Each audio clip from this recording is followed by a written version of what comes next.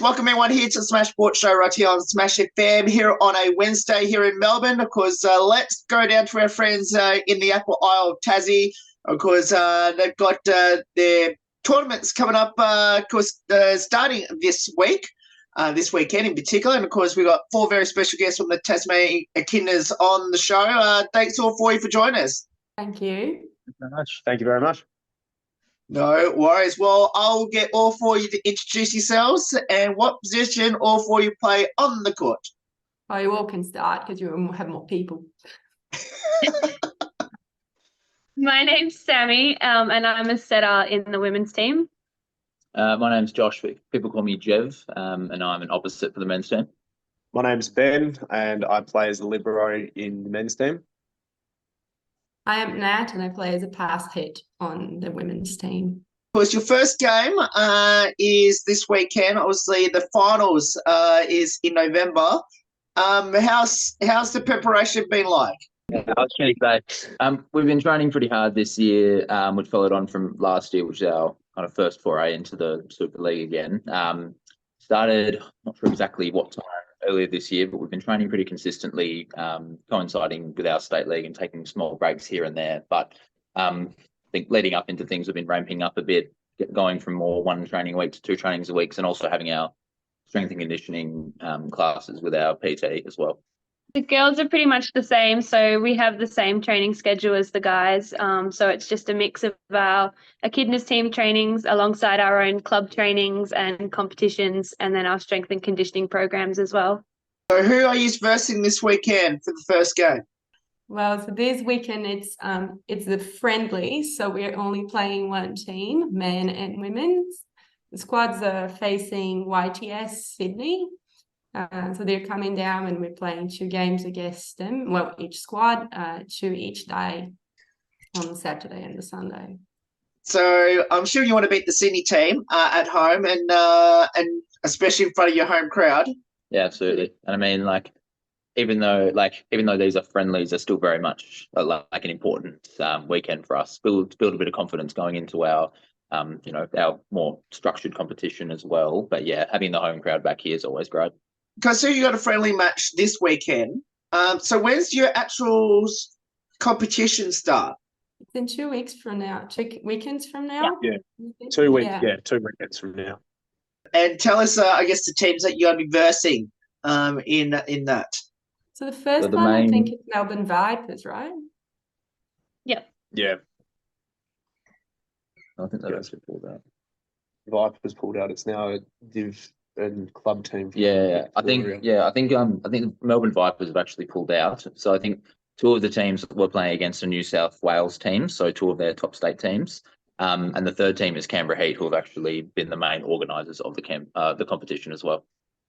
Obviously, you just mentioned that obviously the Vipers pulled out, which I wasn't aware of.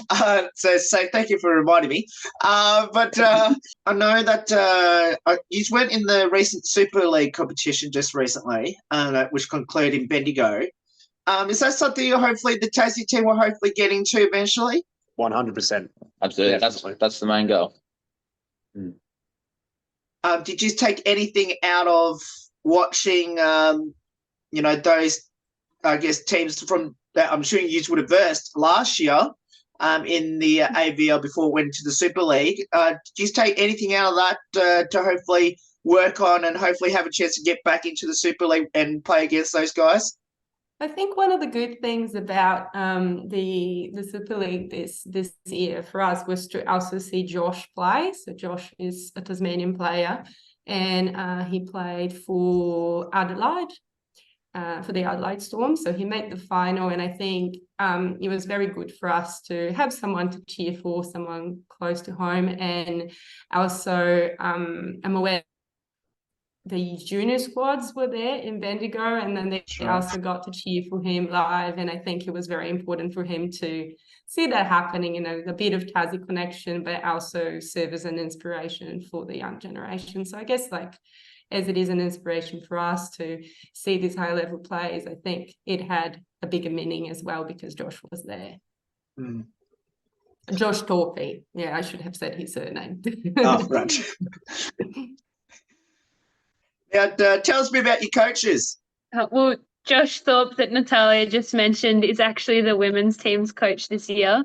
So that's awesome because he has all that experience behind him that he can bring to our squad that we might not have got otherwise. So that's super cool for us. And as for the men's team, we've got John Young, who has many years' experience in volleyball across the years, has played at high levels himself. And having him and Josh Thorpe also helping us as well, it really does help build all of us up together and create a very good dynamic and a good environment for us to learn and train in. What other than winning the whole thing in this tournament, obviously the national titles in November, what is the other goals that both your teams are setting yourselves in the lead up? I think from like a club and development point of view, obviously getting ourselves to be the best that we possibly can and you know, pushing ourselves as much as possible is a goal, but it's also making sure that we're building that pathway from the junior program, going right into schools and having a possible route for kids to go all the way up through to play that elite volleyball at the highest level, and basically making sure that we've got that structure for everybody, and we build it as strong as we can up here so that we can maintain it for years to come. The women have the same sort of goals. I think that we have quite a mix in our team of more experienced players and quite a few younger girls as well. So trying to develop a strong team that can stay strong for the upcoming years, and if anything, just get stronger as we go.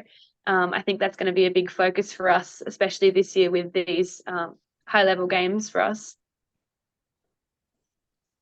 Yeah, I think also for men and women squads alike, it's this sentiment of trying to make the sport a bit more popular here in Tasmania. So it's a big thing for us on our home rounds to have the crowd coming and have people experience the sport and see, that they can play all the things other than basketball and cricket. I don't know what kids play at school here, but it is an important thing. It's in Brazil it's volleyball and soccer, and then here it's a completely different story. So it's just but to see the some of the rounds we played past year on AVL that were here, they were amazing. We had so many people on Moona and cheering for us in Kingston. And we even, like in all the places, people were commenting on how much Tasmania showed up to cheer for this squad. So it was a big thing for us, I think. How did all four of you get involved in volleyball and why did you choose it? And the second part of that question, what does the sport of volleyball mean to all four of you now, especially representing Tassie? I got into volleyball when I was in the end of high school, starting college. So we have a pretty good schools program for volleyball here in Tassie. So I got into it through that, coming from a basketball background.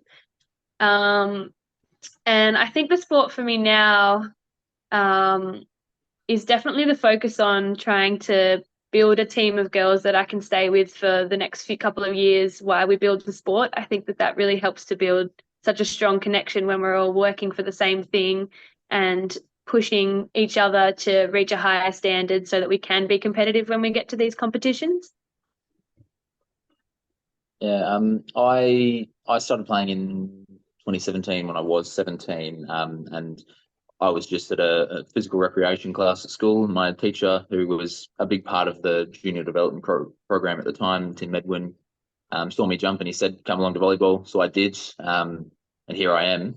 I've what it's meant to me is I've built the rest of my life around it. Realistically, it's my main focus. I think what I really want to get out of it, now and going forwards as well, is, like I said before, making sure that we are, acting as the building blocks for other people that are going to come after us, making sure that we can do as much as we can now to build this up, and also, again, like the amount of things the amount of opportunities that we're going to have throughout our careers, for not just things like playing, but things like coaching as well, to actually go through and then support those that come after.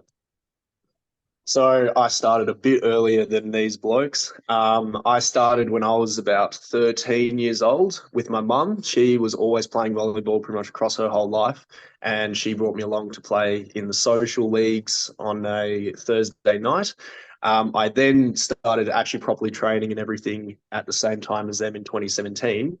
From now, it's pretty much just wanting to be the best that I can be, providing an inspiration for the younger kids and being able to help and coach later on as well. And even now, being able to be that sort of source of information that can be passed on. Well, that's a bit awkward for me. So I started volleyball when I was 12, and I'm 32 years old now. So I guess that makes me I've been playing competitive volleyball longer than people in the squad have been born. And then, now I'm thinking about it while you guys were talking. So I guess like it's fair to say it shaped a lot of who I am as a person and what I was able to achieve, how I go about things in life. So sport and group sports in particular has been a great part of shaping me and bringing me to where I am today.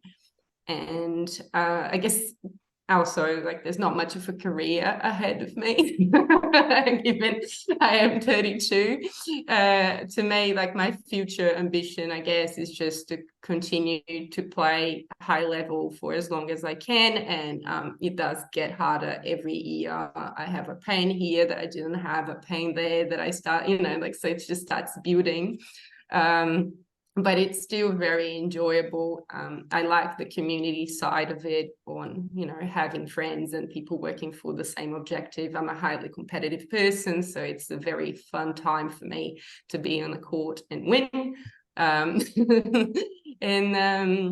But I guess, yeah, apart from my own personal challenge, I think, like has Ben said, if I can serve as an inspiration for anyone, that would be great. Like it's always nice. There was last AVL, there was a little girl that came and asked to take a picture with me, and I was just like, why? But I was quite proud of myself. But yeah, turns out it wasn't because of my volleyball, it was just because I was Brazilian and she was Brazilian. But still I got a picture after the round. So what have all four learned from each other on and off the court? So obviously, Josh, what have you learned from Ben? And Ben, what have you learned from Josh? And then the same thing to you, Sammy. What have you learned from Nat? And Nat, what have you learned from Sammy? Be a bit of a can of worms. I would say, the philosophy to never give up on that ball. Never give up, but not just on the game as a whole, but every single point, every single action, every single thing you do, it's always giving 100% and not ever giving up until the ball's literally hit the floor. I'd say for Josh, it'd be being that person in the team that you can always go to for absolutely anything. If it be a volleyball question, if it be for anything in your outside life, he's always there. He's like an emotional rock. He is a very, very great bloke to be around and a genuine fun bloke to hang with as well.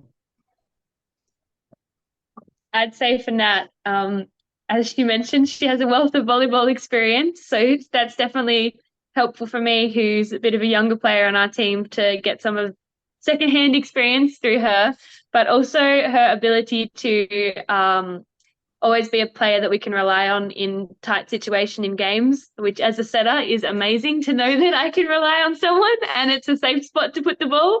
Covers my back a little bit, but it also just builds the team up so much. Oh, that's nice, Sammy. Well, from Sammy is a setter. So she is the smartest player of the team. And I think I learned from her. I tend to be, if I am setting for whatever reason, I tend to be a more reliant in one player and try to see who's playing better. Sammy has a different philosophy. She uses a lot of diversity in the play, which is a way of playing, and it's very good. It's just that I haven't done that before, and now I'm starting to appreciate the way that she does that. And just to be clear, I am not the person that gets set all the time. I set all the people over me. I often go and tell her, that's not the time to set this person. It's time to set that one. And then, but Sammy is she tries to rescue the players, I think, which is something that I don't normally do. For all four of you, you mentioned right at the start what position you will play on the court. If you had a dream position, we'll have to convince your coaches to put you. Where would that be?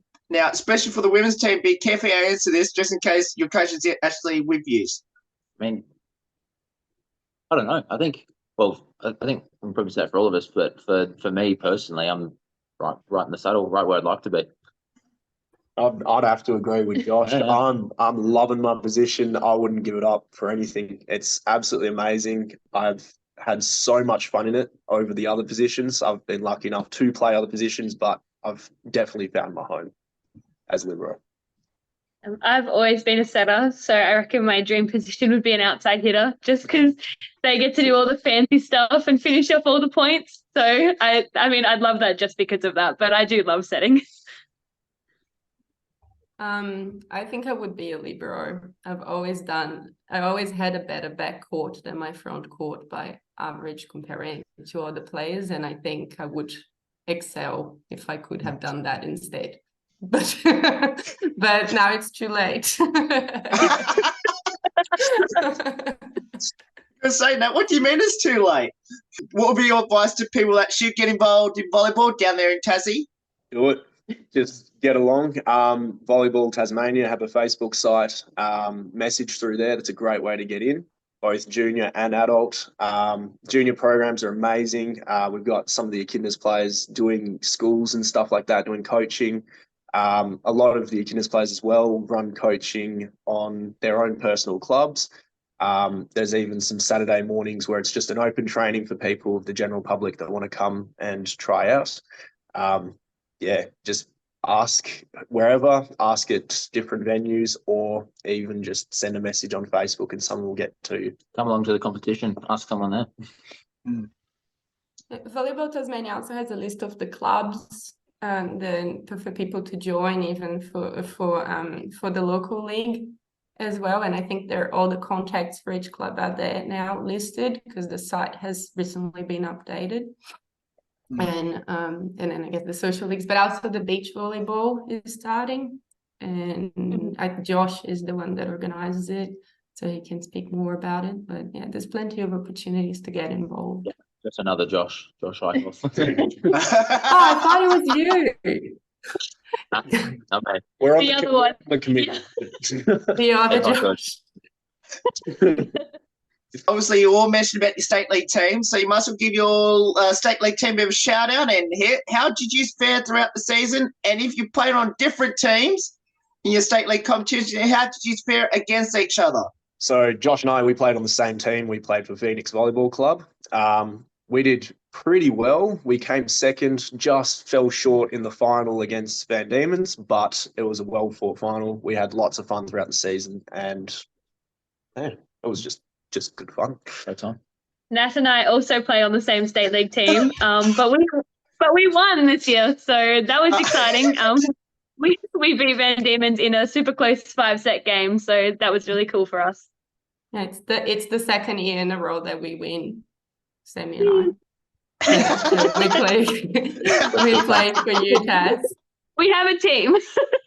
we play for UTAS locally, but yeah, but we also train together with the boss team as well. And we have played in different teams over the years, but I guess I played with you, Sammy, for 2-3 years now. Yep. We'll finish off with a couple lighthearted questions then about your teammates. So who's the comedian, the best singer, and into their TikTok/Be Real? Well, for the TikTok Be Real, we have clear winners in the women's team. It would be Lucy Allright and Erin Fudge. They are all over that, and they make great videos everywhere we go. Very true. For the men's, in terms of TikTok and Be Real, Not much. there's not much. It's filled with quite a few older blokes in the men's team who don't understand technology near as much. I like you said that. Yeah. No, I have no idea what this question is about. I don't have TikTok and I don't know what Be Real means. There's some other people are here because otherwise it'd be awful. I feel like in terms of comedian, we're like, I don't know, we'll have very different senses of humor. There's like, I think everybody has their moment, one stray comment that gets a good laugh, but yeah, I think there's a real clear winner there. No. I reckon the clear winner for the comedian is actually our physio and strength and conditioning coach, Lindsay. Right. She just brings so much like chaos energy to every session. So she definitely gets that one from my vote. Yeah, no, I agree. Yeah, I agree with that. Fair choice. And the other one was best singer, was it? Yep. Josh Thorpe, 100%. Yeah. Yep. Put him on any Disney song, bang. Yeah. Great karaoke.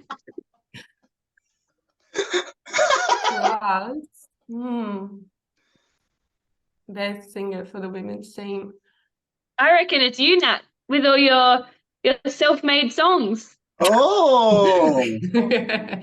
Well, they weren't on for the Echidnas. It was for our state team, though. Yeah. No, so I have a pitch for parodies. So sometimes I make some. Don't worry, I'm not even going to get you to sing it, but I don't have my guitar.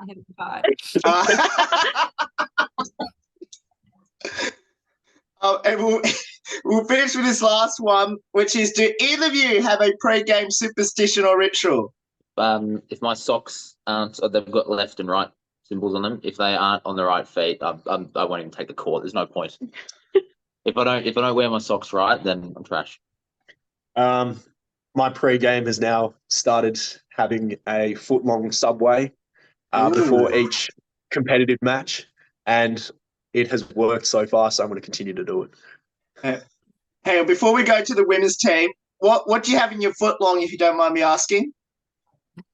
I have chicken classic with lettuce, onion, olives, jalapenos, garlic aioli, and double mozzarella, and some bacon as well. I think we've both shared something alike with this, don't we? I'm glad. Excellent.